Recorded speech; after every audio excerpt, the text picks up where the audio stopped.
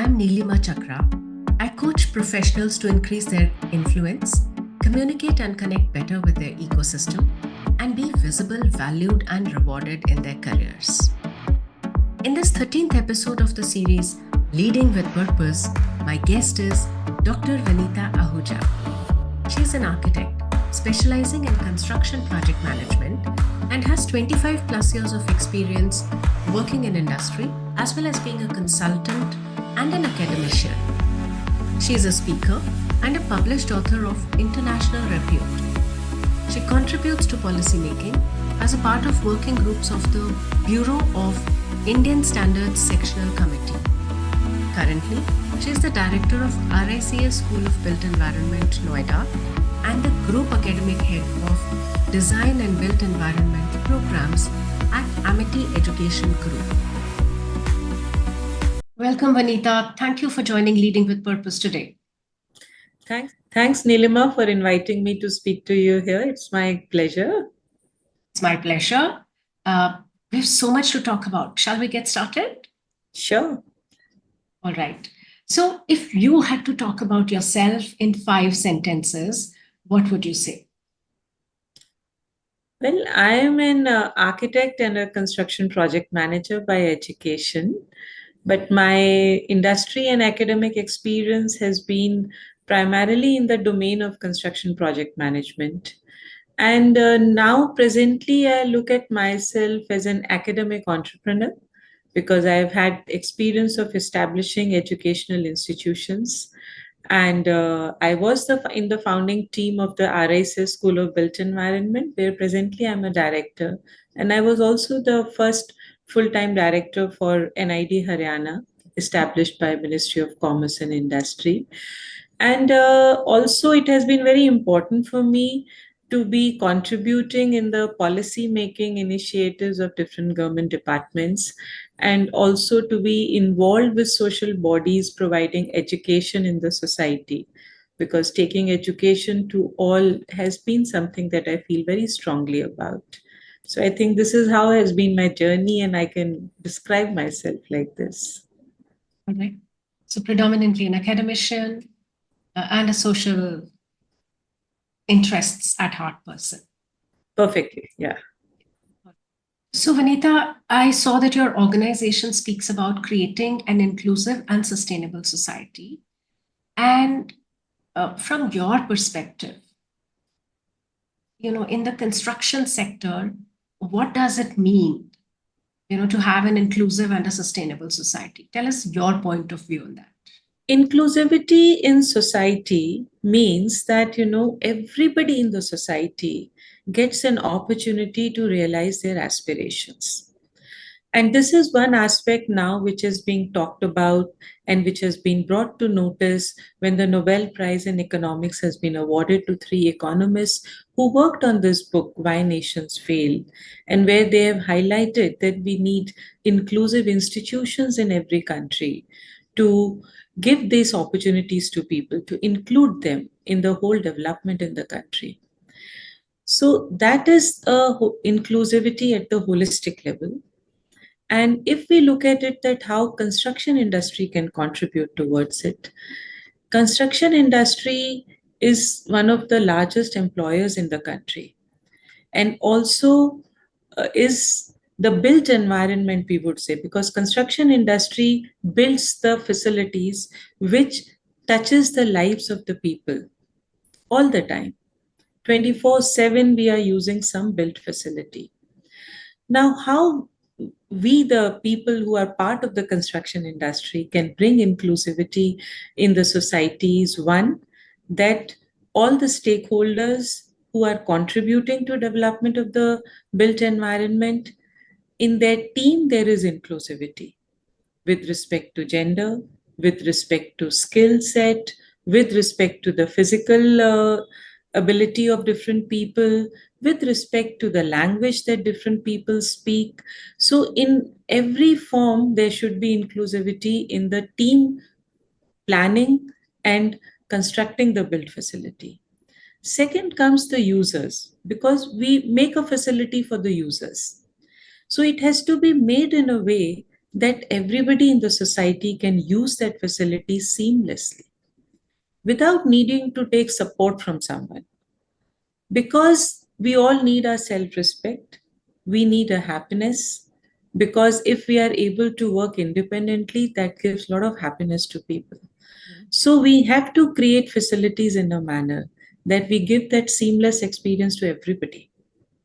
And another aspect is that when we look at the construction that happens in urban areas and the facilities that we provide to people in the urban areas, those are much more, I would say, quantity and quality wise better in urban areas as compared to semi urban or rural areas. Many times it happens.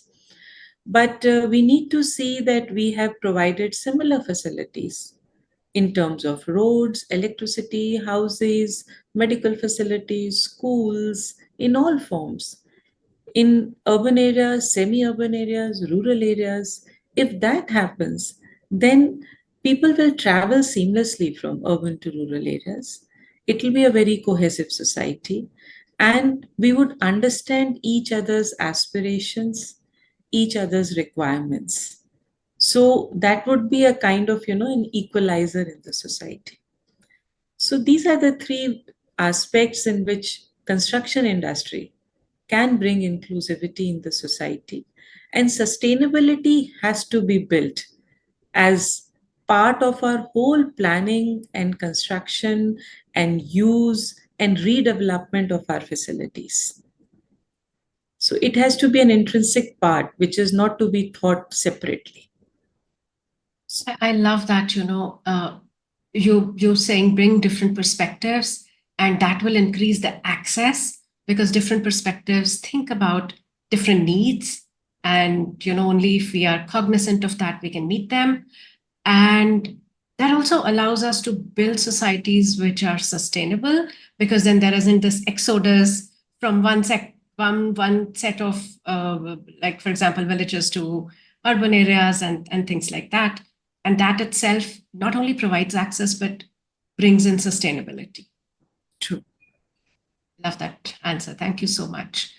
Uh, it's very heartening to see that such a vision is a goal for leaders like yourself. Thank you. I was wondering what are the developments that you are noticing in our country, or what is the change that you are noticing in our country that gives you the confidence that we are moving towards being that kind of a society? Definitely, we are in present times looking very positively at the growth happening in our country. And one of the factors which has helped growth and this whole, inclusivity part in our country is our telecom revolution. And because now we need democratization of information. Mhm. Everybody in the country needs to have access to information. And our telecom revolution has greatly helped in that direction. And so, what happens is that because of this change, people living in the interiors of the country have access to information, have access to education, which they did not have so much in earlier times. Everybody doesn't need to come to brick and mortar educational institutions to get education. And now this information and education is available in their regional languages also.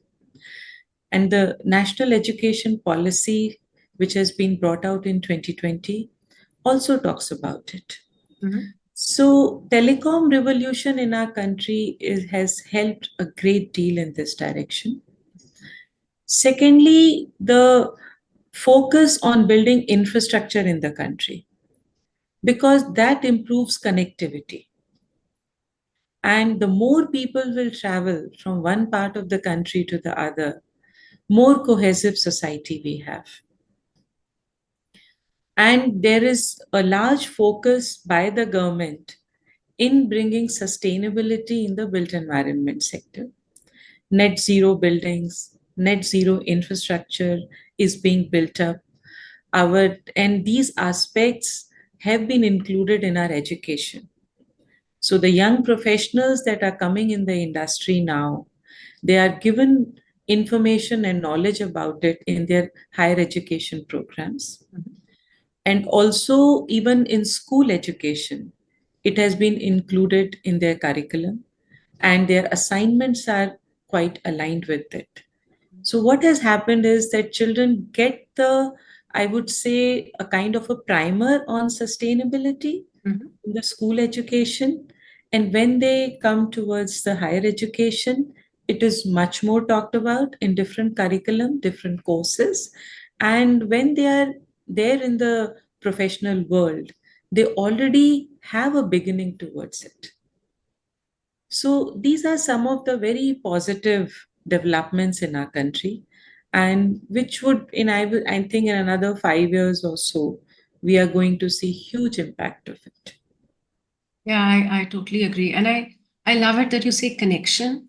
And it is not about being physically able to reach or, just access on phone. It is about, getting to know each other more. That opportunity is so much more to, know one another and different aspects of the country, of knowledge, of, so one is richer by that amount to that extent. Yes. Yes. So, I'm curious. How do you think a common person, a common citizen, who has nothing to do with policy and nothing to do with the construction or infrastructure sector, contribute to building an inclusive and sustainable society? So you see, inclusivity is from different aspects. And I would say, as a common man, first we have to start thinking about this from our own families. So, how, as a common man, I contribute is I bring this sensitization to my children, Mhm. who are the future of the country. Beautiful. So, this starts from the family. And I am very privileged to be a teacher because we teachers are nation builders. And starting from the school education to the higher education, when children are at that impressionable age, they are first in school, then in colleges. So we actually build the nation. And so, as a common person, I might not be in the policy making area. So, I can prepare the future generations to be empathetic towards this, to have this idea, and to think about sustainability, and also to have compassion towards others. Because if we move ahead as a cohesive society, then only we can develop. And we are on that path. But more and more, as a common person, I think we have to just sensitize everybody around us. And of course, look at how we are working, also how we are living. That is very important. But try to develop the next generation in this direction. Mhm. Right. And Yeah. children really learn from what they see, from what they're Yes. told. Yes. And I love it. Yes, it all starts from the family. Starts Or from the starts it. family. And the beauty of our country is that there are so many avenues to contribute. Mhm. Through so many social organizations we can contribute, who are working in this area. So actually, anybody who wants to contribute can contribute through multiple avenues. Mhm. Yes. Right. Thank you for that. I love that answer. I've been thinking, you are, I can see that you identify as an academician today. However, you have worked in the corporates, you have been a consultant, and uh, you've been a part of an industry which is traditionally dominated by men. Yeah. Do you think your trajectory would have been different if you were a male? um, I would really like to answer this question. So, yes, so I'm very used to, being in meetings, being in conferences where I'm the only woman because of the industry I am in. And yes, if I was a man, my trajectory would have been different because our industry is such that we need to be more physically present on the projects. Our working hours would not be defined. And when I started my journey in the industry, construction industry was not adopting IT so much. We are still not adopting IT as other industries adopt, but at that point of time, it was even lesser. And your physical presence on the projects in the office was very much required. And so, yes, my trajectory became different because one has to look after the family and there are other requirements. But what I have always thought, Nilima, that our life or whatever work we do is not to be defined by whether I'm a woman or I'm a man or in whatever physical difficulties I might be or a family situations I might be. Every profession has a requirement of work happening in different formats.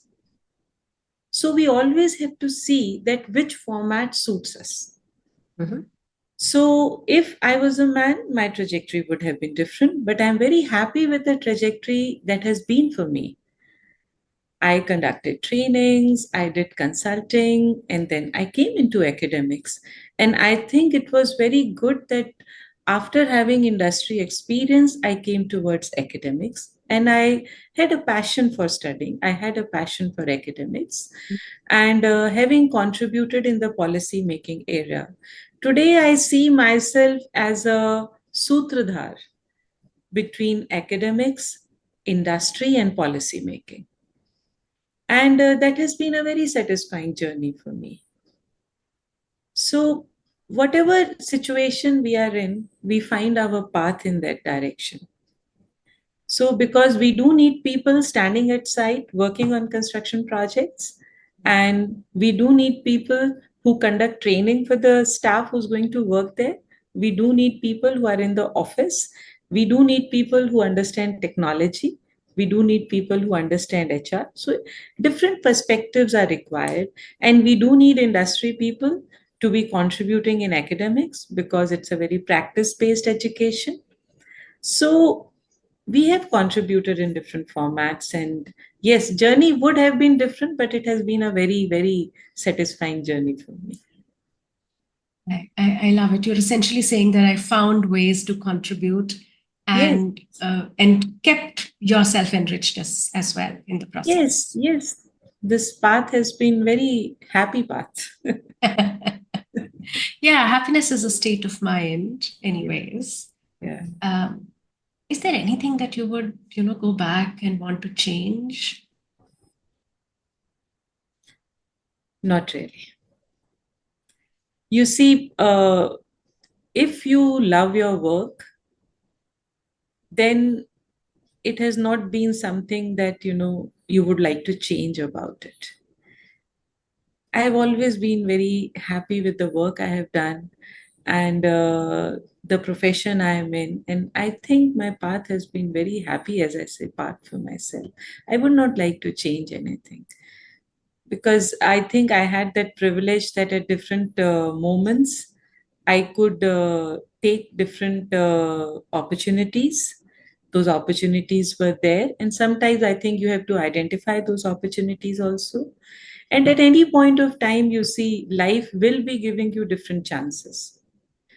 There would be a situation your family requires more time from you, your physical health requires more time from you. There are those situations which would always be there.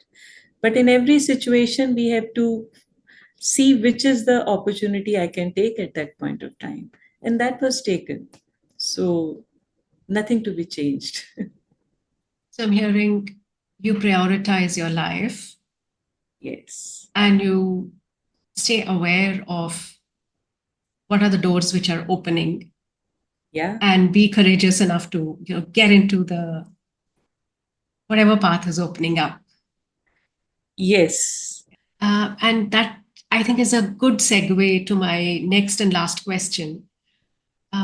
What is your advice to professional, or what is your message? Let me not call it advice. What is your message to professionals who aspire to build a career in the construction or infrastructure sector, and especially to women who have that aspiration? You see, in today's time, we are in a global world. And in our country also, so much of infrastructure development is happening, which is with the cutting edge technology. And our management structure, technology adoption is very much ahead and comparable to the international standards. So the professionals who are wanting to make a career in the construction or infrastructure sector, they just need to see that in which part of the whole planning and implementation and usage process they would like to, create their specialization, and go ahead in that direction, and remain a learner all the time. That is very important because technology changes, and now technology changes very fast.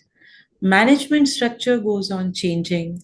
So we just have to be a learner, and we have to be on the projects. Definitely, no professional should start a journey sitting in the air conditioned office. Be on the projects, see how work happens, see the diverse teams who work on the projects, and how you have to take that team ahead on the projects. And then, with the experience, if yes, we go on the planning side, we could be in the headquarters, we could be in the offices. So, one aspect is that. Second, what you talked about women. You see, women have to, of course, manage on different fronts. Though these boundaries in today's time for men and women are also quite blurring because everybody is taking care of family responsibilities. But for women, maybe they would remain little more. So, in one of the interviews of Indira Nui, she had said, we women have to co opt people, though they could be our household support staff, they could be our family members, immediate family members, extended family members. So we need to learn that ability to co-opt people who support us. And multitasking comes naturally to us, and somewhere we have to do it also much more. And that ability to leverage the strengths of everybody around us. That is very important because then everybody supports us in managing all the fronts. And these are the abilities which help us when we reach the leadership positions. We take these very specific intrinsic characteristics when we reach the leadership position. So, multitasking, team working, leveraging strength of everybody. So, that is the kind of a unique characteristic women take to the leadership positions. But again, I would say never despair. If I have to take a break for a few years, anybody, men or women, take a break, enjoy that stage of life. But again, don't disassociate yourself from the professional work. Keep yourself in touch of what is happening in the industry. So, for every professional, you say learning, getting your hands dirty, Yes. and being agile so that you can move across different domains. Yes. And the ability to use strengths of everyone around you. Yes. Yeah? Very important. And don't despair. That's the overarching message. Don't Yes, despair. never There will be despair. ups and downs. Yes, yes. And never to think that why it is happening to me. It happens with everybody. Right. On that note, Thank you so much, Vanita. It was a pleasure having you in Leading with Purpose. Thank you so much. Thank you, Nilima. It was really my pleasure to be speaking to you.